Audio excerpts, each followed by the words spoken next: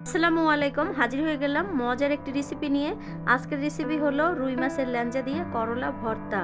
এই ভর্তাটা এতটাই মজার, আপনারা ভিডিওটা না টেনে সম্পূর্ণ দেখতে থাকুন।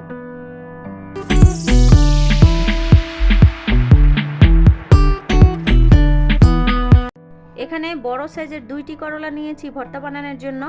আর করলার যে মাথা আছে এটা কেটে ফেলে দিব, আর করলাগুলো কেটে এভাবে টুকরো টুকরো করে নিব।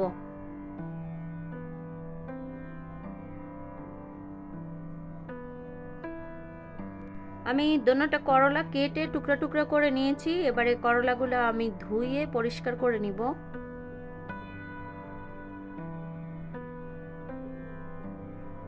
করলাগুলো ভালো করে ধুয়ে পরিষ্কার করে নিয়েছি। এবারে এই করলাগুলো আমি একটা পাতিলে পানি দিয়ে সিদ্ধ করে নিব।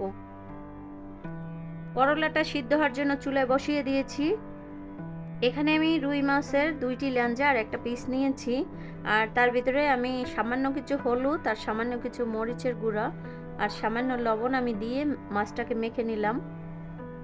এদিকে করলাটা একেবারে ভালো করে সিদ্ধ হয়ে গেছে। আর এই করলার ভিতরে কোনো রকম পানি যেন না থাকে, ভালো করে পানিটা শুকিয়ে নিতে হবে। আর আমি করলাটাকে ভালো করে শুকিয়ে নিয়েছি। এবারে মাছগুলো আমি একটু ভালো করে ভেজে নিব। আর ভেজে নেওয়ার জন্য এখানে আমি দিয়ে দিলাম তেল। আর এবারে মাছগুলো দিয়ে দিব।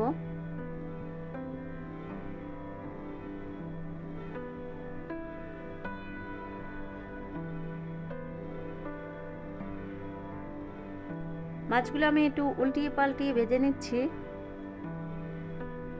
মাছটা আমি একটু লাল লাল করে ভেজে নিয়েছি। আর মাছটা ঠান্ডা হওয়ার পরে এবারে আমি মাছগুলোর কাঁটাগুলো বেছে নিব।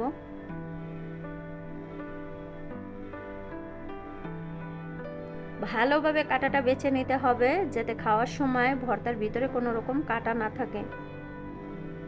তো আমি এক এক করে সব কাঁটাগুলো ভালো করে বেছে নিয়েছি। এবারে আমি এখানে নিয়ে নিব শুকনো মরিচ। আর এখানে শুকনো মরিচটা আপনাদের বুঝে শুনে নিতে হবে। আপনারা কতটুকু ঝাল খাবেন এবং কতটুকু খাবেন না সেটা নির্ভর করছে আপনাদের উপরে। আপনারা বুঝে শুনেই ঝালটা দিবেন। এখানে আমি দিয়ে দিলাম স্বাদ মতো লবণ। আর এখানে দিয়ে দিলাম 1 টেবিল চামচের মতো ধনিয়া পাতা। আর দিয়ে দিলাম আমি 1 টেবিল চামচের মতো সরিষার তেল। এগুলো একসাথে ভালো করে একটু ডলে নিব।